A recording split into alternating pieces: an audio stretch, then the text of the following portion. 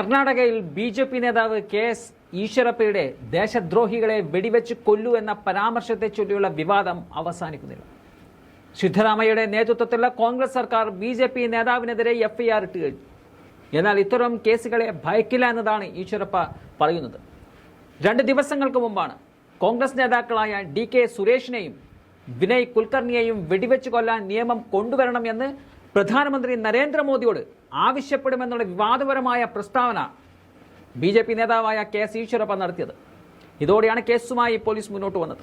എന്നാൽ ഇത്തരം 100 കേസുകൾ എടുത്താലും തനിക്ക് പ്രശ്നമല്ല എന്നതാണ് ഈശ്വരപ്പ പറഞ്ഞത്. വിഷയത്തിൽ മുഖ്യമന്ത്രി സിദ്ധരാമയ്യയും പ്രതികരണം നടത്തിയിരുന്നു. ഒരു ദേശീയ പാർട്ടിയുടെ നേതാവിന്റെ നാവിൽ നിന്നും വരുന്ന വാക്കുകളിലെ വിഷമാണ് സിദ്ധരാമയ്യ ജനങ്ങൾക്ക് മുമ്പിൽ തുറന്നു കാട്ടിയത്. ഈ വിഷയത്തിൽ യഥാർത്ഥത്തിൽ ഡി.കെ. സുരേഷ് പറഞ്ഞത് എന്താണെന്ന് ജനങ്ങൾക്ക് നല്ല ബോധ്യമുണ്ട്. അത് മറ്റൊരു രീതിയിൽ വഴിതിരിച്ചു വിടാനുള്ള ശ്രമമാണ് ബി.ജെ.പി. നേതാവ് നടത്തിയത്. ഡി.കെ. സുരേഷ് പറഞ്ഞത് ഇങ്ങനെയാണ്: ദക്ഷിണേന്ത്യൻ സംസ്ഥാനങ്ങളിൽ നിന്നും പിരിച്ചെടുക്കുന്ന നികുതി പണം ഇവിടെയുള്ള ജനങ്ങൾക്ക് നൽകാതെ അത് ഉത്തരേന്ത്യൻ സംസ്ഥാനങ്ങൾക്ക്, അതായത് ബി.ജെ.പി. ഭരിക്കുന്ന സംസ്ഥാനങ്ങളിലേക്ക് വിതരണം ചെയ്യുകയാണ്.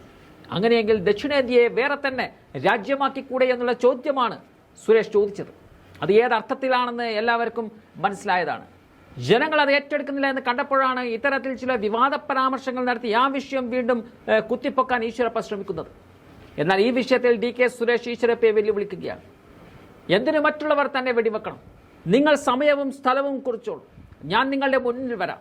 കർണാടകയ്ക്ക് വേണ്ടി അത് ഏറ്റെടുക്കാൻ താൻ തയ്യാറാണ് എന്നതാണ് ഡി.കെ. സുരേഷ് പറഞ്ഞത്. അടുത്ത 7 ദിവസത്തിനുള്ളിൽ ഞാൻ നിങ്ങളെ കാണാൻ വരും. അപ്പോൾ നിങ്ങൾക്ക് തീരുമാനിക്കാം വെടിവെക്കണോ വേണ്ടയോ എന്നത്. ഇങ്ങനെ പറഞ്ഞുകൊണ്ടാണ് ഇത്തരം ഭീഷണികളെ തനിക്ക് നേരിടാൻ അറിയുമെന്ന് ഡി.കെ. സുരേഷ് പറയുന്നത്. ഈശ്വരപ്പ ഭീഷണിപ്പെടുത്തുമ്പോൾ അദ്ദേഹം ഒരു കാര്യം മറന്നിരിക്കുന്നു.